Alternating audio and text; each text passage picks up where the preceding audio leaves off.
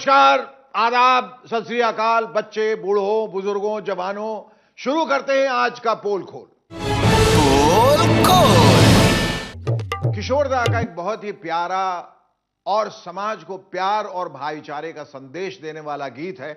प्यार बांटते चलो, हाँ प्यार बांटते चलो, क्या हिंदू क्या मुसलमान, हम सब हैं भाई भाई, प्यार बांटते चलो। लेकिन हमारे देश के कुछ नेताओं और धर्म के ठेकेदारों ने इस गाने को मॉडिफाई करके कुछ यूं कर दिया है। समाज बांटते चलो, समाज बांटते चलो, क्या हिंदू क्या मुसलमान, इन सब में कराओ लड़ाई, समाज बांटते चलो। ऐसे मॉडिफाई कर दिया है इस गीत को। इन नेताओं का बस चले तो ये इंसानों में तो क्या, जानवरों में भी लड़ाई करा दें। क्यों बंदरू? बिल्कुल। वैसे इंसान लड़ तुम्हारे ही तरह रहे हैं बंदरू, तुम्हारे ही वंशज है ना, हा?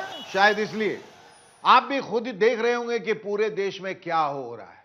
कहीं कोई ऊल जुलूल बयान, कहीं आगजनी, कहीं पथराव।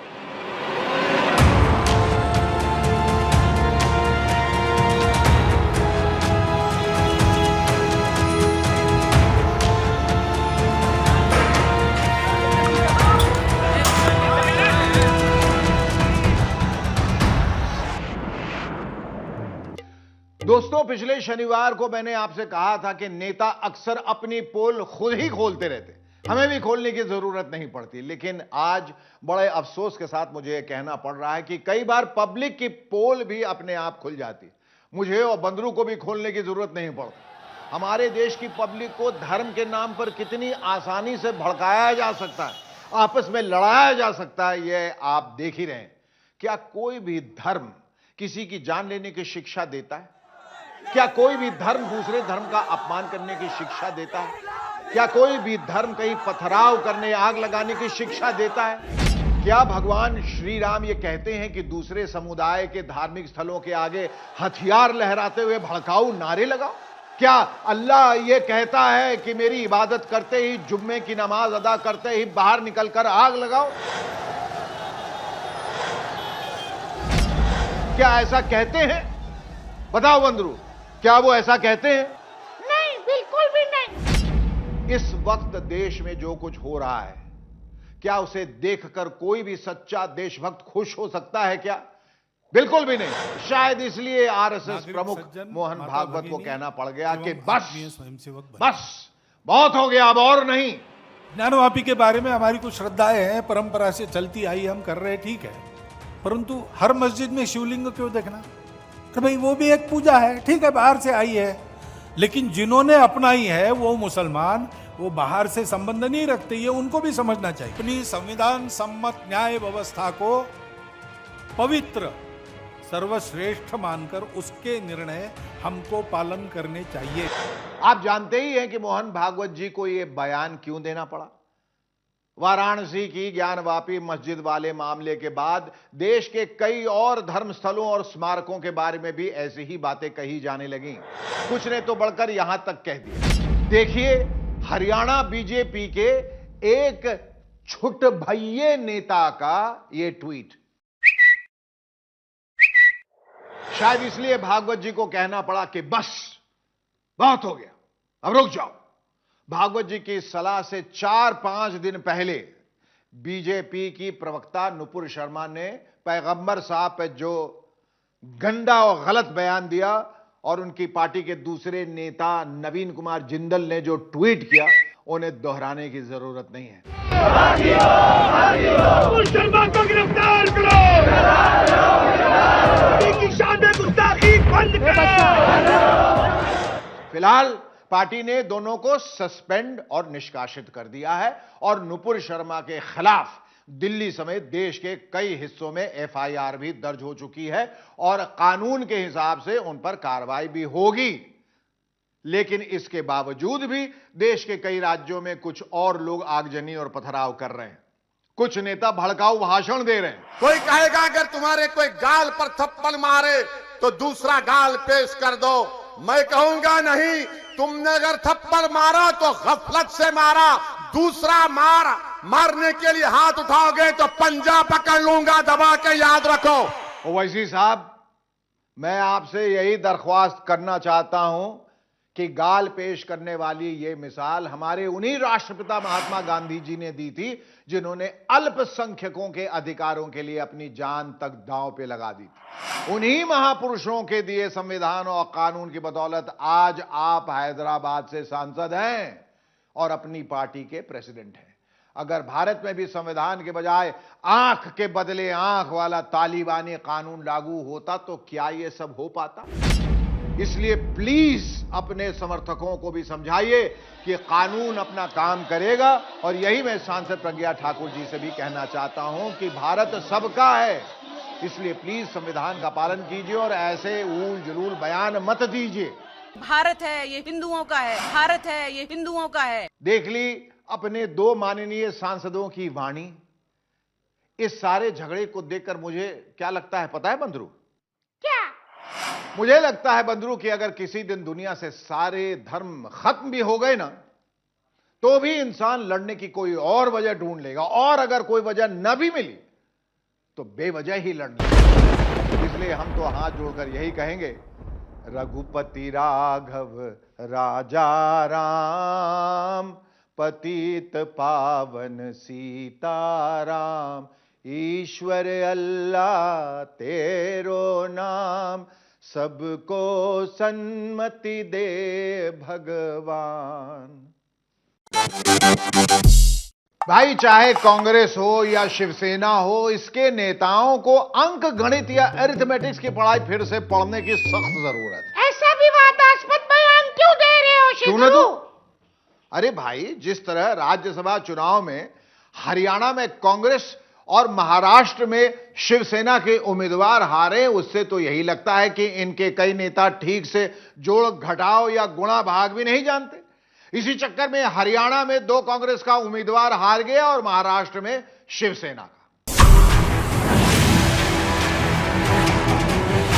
माकन जी जीत जाएंगे, 100% जीतेंगे।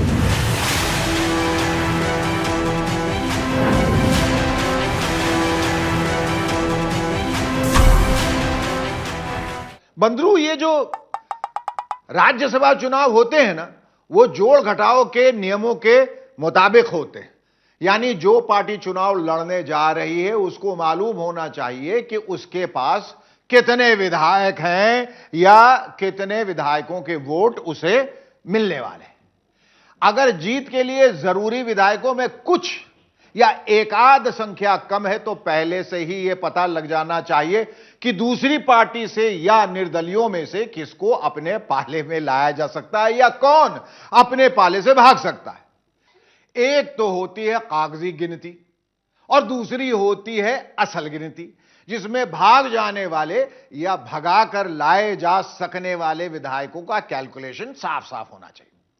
अगर दूसरी वाली यानी कैलकुलेशन वाली गिनती परफेक्ट नहीं होगी तो वही हाल होगा जो हरियाणा में कांग्रेस के उम्मीदवार अजय माकन जी का हो गया। क्या हो गया माकन जी को? माकन जी को पूछो मत बंदरो। अरे बेचारे माकन जी, वैसे तो उनके पास जीतने के लिए पूरे विधायक थे, मगर सिर्फ कागज पर। कैलकुलेशन वाली गिनती में 2 विधायक उनके साथ नहीं थे, एक तो कुलदीप बिश्नोई और दूसरी किरण चौधरी। कुलदीप बिश्नोई ने क्रॉस वोटिंग कर दी और किरण चौधरी का वोट रद्द हो गया। यह सब होता रहा और कांग्रेस के नेता लोग लंबी लंबी हाँकते रहे और बड़े बड़े दावे करते रहे।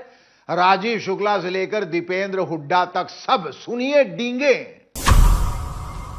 से क्या क्रॉस वोटिंग का डर भी? जैसा कि मैंने आपको बताया, पूर्ण तरह से आश्वस्त है। हमें 31 वोट हमारी जो है वो आएंगी और उसके अलावा 2-3 वोट और ऐसी हैं जो लोग हमें जरूर वोट करेंगे। कुलदीप बिश्नोई वोट डाल चुके हैं, लेकिन सस्पेंस अभी भी है कि उनकी अंतरात्मा ने किसको किसके पक्ष में। उन्होंने अंदर आत्मा हमारे साथ है, कांग्रेस पार्टी के पुराने वो रहे हैं और मुझे आपको जहां तक बता रहा हूं कि उन्होंने हमारे लिए वोट किया। तो या कुलदीप बिश्नोई मान गए? देखेंगे सब पार्टी के आदमी हैं, बिल्कुल उनसे उम्मीद तो यही है, विश्वास भी है। प्रत्याशी अजय माकन जी जीत रहे हैं और जितना हमारा संख्या बल है हरियाणा विधानसभा में, उससे ज्यादा वोट उनके पक्ष में आज पड़ेंगी। हमें ऐसा विश्वास है। तो कांग्रेसियों की ये डींगे चलती रही और हरियाणा में बीजेपी के समर्थक कार्तिकेय शर्मा जीत गए। मुबारक हो। हालांकि सिर्फ 1 वोट से जीते, फिर भी मुबारक हो। कांग्रेस के कुलदीप बिश्नोई ने कार्तिकेय शर्मा की जीत के बाद जो ट्वीट किया वो भी बड़ा मजेदार है, आपको पढ़ के सुनाता हूं, गौर फरमाइएगा। फन कुचलने का हुनर आता है मुझे, फन कुचलने का हुनर आता है मुझे, सांप के खौफ से जंगल नहीं छोड़ा करते। तो बड़ा शायराना है, लेकिन यह समझ में नहीं आ रहा कि वो सांप किसको कह रहे हैं। खैर, किसी को कहें, हमें क्या। वैसे चुनाव में हार के बाद कांग्रेस पार्टी ने कुलदीप बिश्नोई को पार्टी से निलंबित कर दिया है, लेकिन अब यह सब करने से क्या फायदा जब बीजेपी चुग गई खेत। वैसे चुनाव के पहले कुलदीप बिश्नोई जी ने जो बयान दिए थे उससे साफ जाहिर था कि वो राज्यसभा के चुनाव में अपनी अंतरात्मा की आवाज सुनने जा रहे हैं, पार्टी का आदेश नहीं। बहुत जल्दी है ये कहना, लेकिन मैं समझता हूँ सबको अपनी अंतरात्मा की आवाज सुन के वोट डालना चाहिए। अंतरात्मा की आवाज सुने या पार्टी की आवाज सुने? अंतरात्मा की आवाज पार्टी की आवाज से ऊपर होती है। और फिर वोट देने के बाद भी यही कहा कि उन्होंने अपनी अंतरात्मा की सुनी। अपनी अंतरात्मा के हिसाब से वोट डालूंगा मैं, मेरा फैसला आज भी वही है। किस हिसाब से वोट डालेंगे आप? अंतरात्मा की आवाज। खैर, ये तो हुआ हरियाणा में। महाराष्ट्र में शिवसेना गिनती के खेल में पिछड़ गई और राज्यसभा की 1 सीट हार गई और बीजेपी एक एक्स्ट्रा सीट जीत गई। मुबारक हो। शिवसेना के नेता संजय राउत की बातें सुनने से भी यही लगता है कि उनकी पार्टी भी गिनती के खेल में गड़बड़ा गई, इसलिए उनके दूसरे उम्मीदवार संजय पवार हार गए। कैलकुलेशन कोई खराब नहीं हुआ है। हमारे जो दूसरे उम्मीदवार है संजय पवार, उनको फर्स्ट प्रेफरेंस के सबसे ज्यादा वोट मिले 33, और जो बीजेपी के उम्मीदवार जीत गए हैं उनको मिले हैं 27 या 26, कितने हैं 27। हमको फर्स्ट प्रेफरेंस के 33 वोट मिले, लेकिन राज्यसभा की जो चुनाव प्रक्रिया है वो बहुत ही पेचीदा है।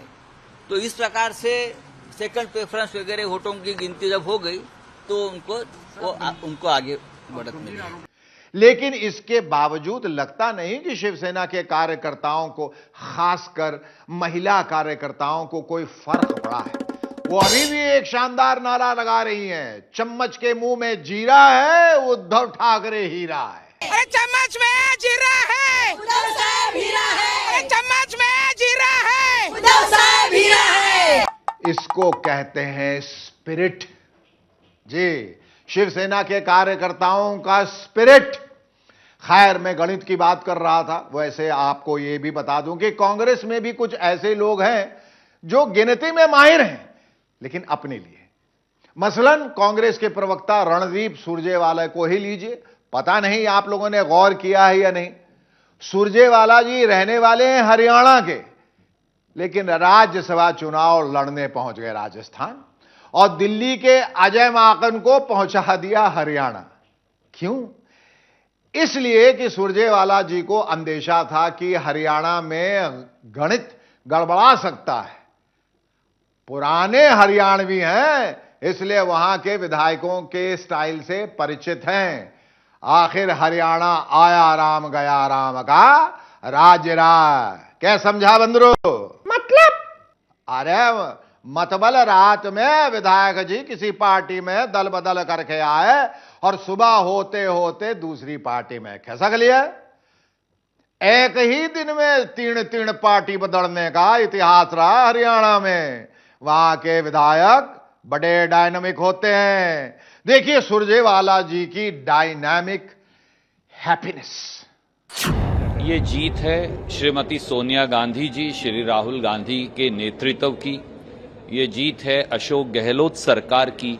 ये जीत है उन सारे Congress, independent, BTP, communist party, Lokdal और हमारे अन्य विधायक साथियों की। आपको यह भी याद दिला दूं कि राजस्थान से जो कांग्रेस के 3 उम्मीदवार जीते हैं, उनमें से कोई राजस्थान का रहने वाला नहीं है। जी, प्रमोद तिवारी जी उत्तर प्रदेश के हैं तो मुकुल वासनिक जी महाराष्ट्र के। वैसे जीत के बाद तिवारी जी को जितनी मालाएं मिली वो भी गौरतलब है। ध्यान से देखिए, जीत के बाद राजस्थान के मुख्यमंत्री अशोक गहलोत ने जो प्रेस कॉन्फ्रेंस की उसमें ना तो वासनिक जी के गले में माला है और ना सुरजेवाला के गले में, लेकिन तिवारी जी के गले में मालाएं ही मालाएं हैं और प्रेस कॉन्फ्रेंस में बोले भी गजब।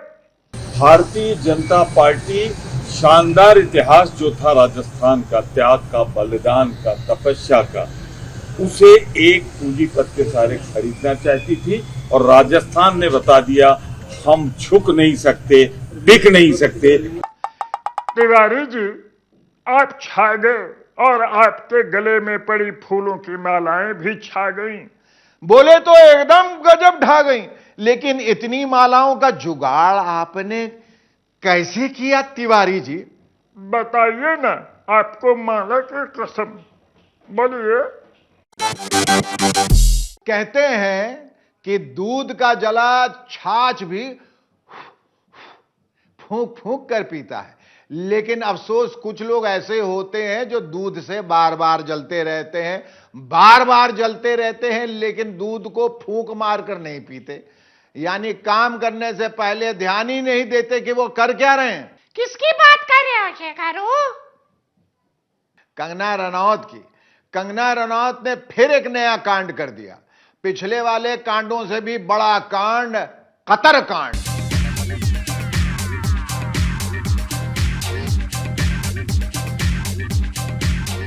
दरअसल हुआ ये कि वासुदेव नाम के एक ट्विटर यूजर ने नुपुर शर्मा वाले मामले में कतर एयरवेज का बॉयकॉट करने की अपील की थी, जिसमें उसने बॉयकॉट की स्पेलिंग भी गलत लिख दी थी। इसी बात पर कुछ लोग वासुदेव का मजाक उड़ाने लगे। पहले आप वासुदेव जी का वीडियो देखिए।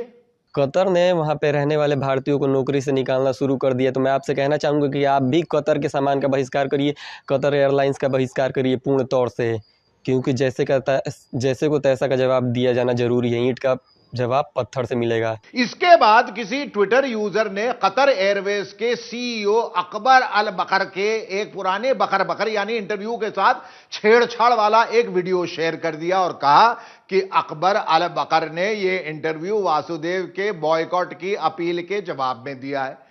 इस फर्जी वीडियो में बकर साहब कह रहे हैं कि वासुदेव जी ने हमारी एयरलाइंस में 624 रुपए 50 पैसे का बड़ा निवेश किया है।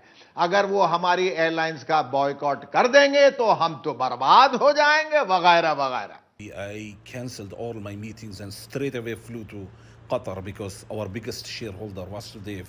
बस फिर क्या था, कंगना ने आओ देखा ना ताओ और कुल्हाड़ी पे रख दिया पाव। यानी इस वीडियो को सच मान लिया और अकबर अल बकर को सुना दी खरी खोटी। इस मूड को एक बेचारे गरीब आदमी की मामूली हैसियत का मजाक उड़ाते शर्म नहीं आ रही? तुम जैसे इंसान के सामने वासुदेव बेशक एक गरीब और मामूली इंसान हो, लेकिन उसे भी अपना दुख, पीड़ा और निराशा प्रकट करने का पूरा अधिकार है। याद रखो, इस दुनिया के परे भी एक दुनिया है जहां सब बराबर हैं। तुम सब तथाकथित भारतीय एक बुली द्वारा इस गरीब इंसान का मजाक उड़ाए जाने पर खुश हो रहे हो। इसी वजह से तुम सब जरूरत से ज्यादा आबादी वाले इस देश पर बड़ा बोझ हो। इस कांड के बाद जब लोग कंगना के कॉमन सेंस का मजाक उड़ाने लगे तो कंगना ने अपनी ये इंस्टाग्राम पोस्ट डिलीट कर दी, जैसे पहले ट्वीट डिलीट किए थे। इसीलिए तो हमारे बड़े बुजुर्ग कहते हैं कि गर्म दूध को फूंक मारकर पीना चाहिए, नहीं तो वही होता है जो कंगना जी के साथ हुआ।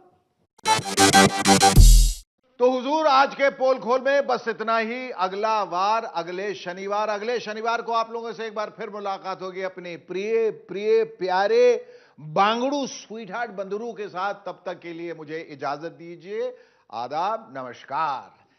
हुजूरे वाला आइए आइए आइए आइए।